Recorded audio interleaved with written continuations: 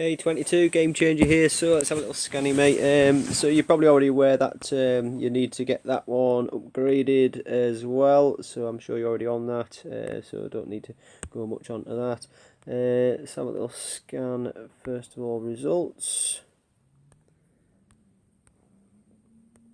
So 94, so good attack. 38, kind of standard on defense. So let's see if we can get that up a little bit more for you. So let's have a look. Okay, so we're in the base now. First glance, the spawn zones are well pushed out. Maybe a little bit of a tweak there. You can push that out a little bit further. That's just been fussy. Maybe again a little bit on this side here, a little bit closer. Spawn zone there is quite close to the base, which does enable people to get up and over.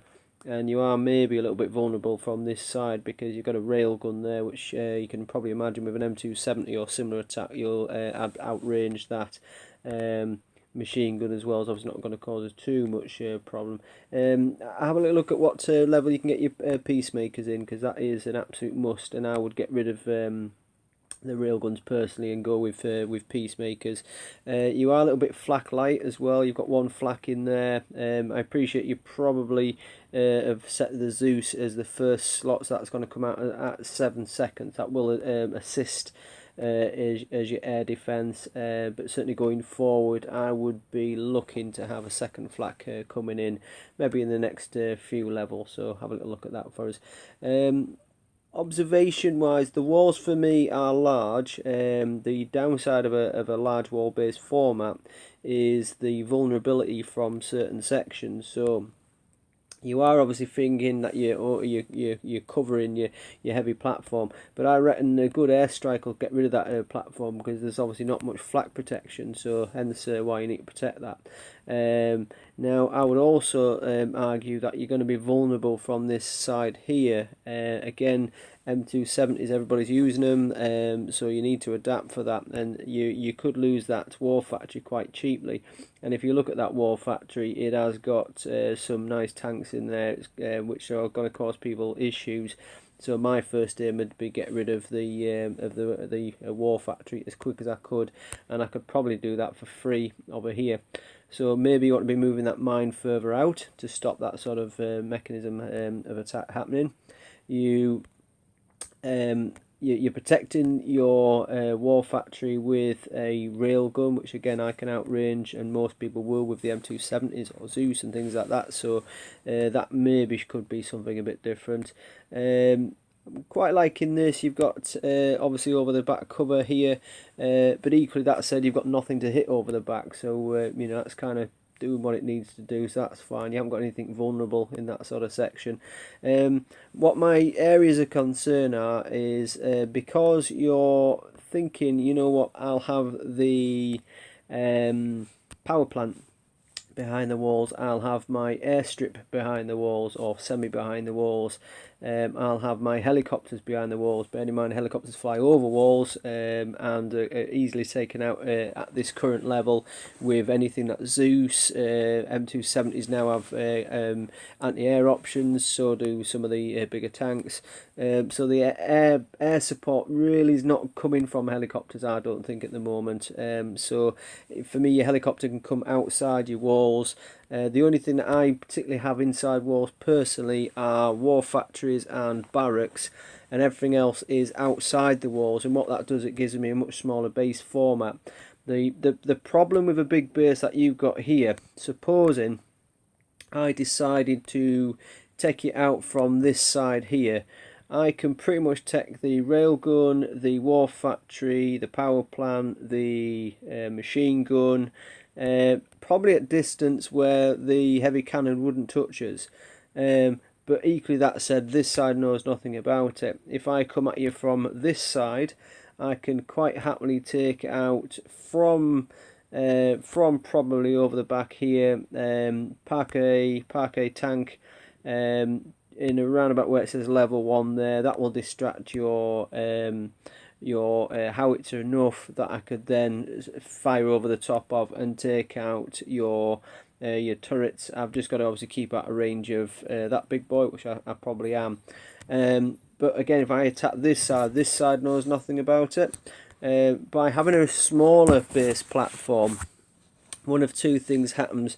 Number one, you can keep all your walls tight together so that things like troops and vehicles in your war factory don't escape and come past your walls and travel to the opposition. You may be finding that that's working with your current format anyway, but certainly a tighter base I think might do that better.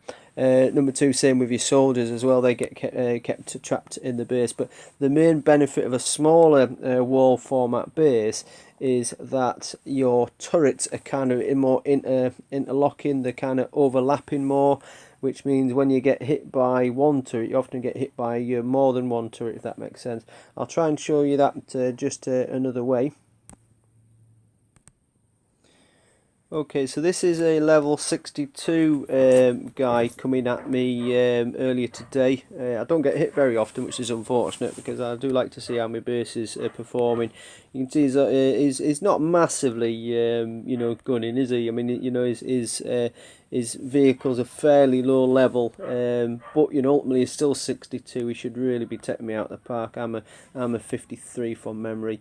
But this is the small base format that I'm referring to. It's very, very difficult for him to hit me without many turrets hitting him. I mean, I've got this outside my base. I mean, it is a little bit vulnerable, but I'm kind of thinking I'll have the mines there. But ultimately, if you take on the big bad boy, then I've got two peacemakers overlapping. I've got flax overlapping. Sorry about the pause in the video there. Hopefully you didn't notice family crises and things like that. But yeah, so on a small base format, these walls, the turrets are just very, very tight, so everything's going to hit you more often.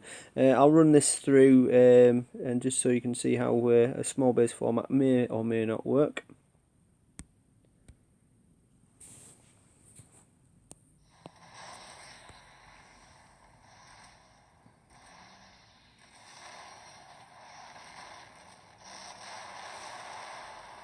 If you see how many things are hitting him at once,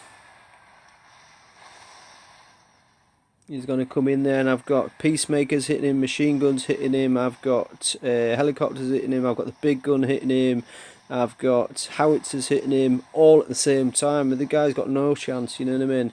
It's very, very difficult for him. I've pushed him quite far out, which gives me chance to spawn and get things out there. I've got helicopters up, but if you notice, I've got my helicopters actually outside my base because they fly over walls, don't they? So I don't feel the need to have them in the base. I've got my airstrip was outside my base. They're still flying up and above. It's not causing them any problems, so they don't need to be in the base. It's just this reduced format base system I think works really, really well. So maybe have a little bit of think. I mean, God knows why he's deployed some GLMRS. It's just a waste of his strike, really. What's he thinking?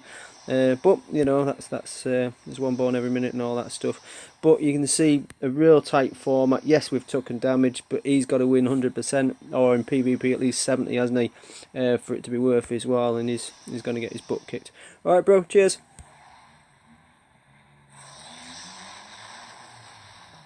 Why would you do that strike, man? What are you thinking? There you go. That's even more oil cost for the poor lad. Never mind.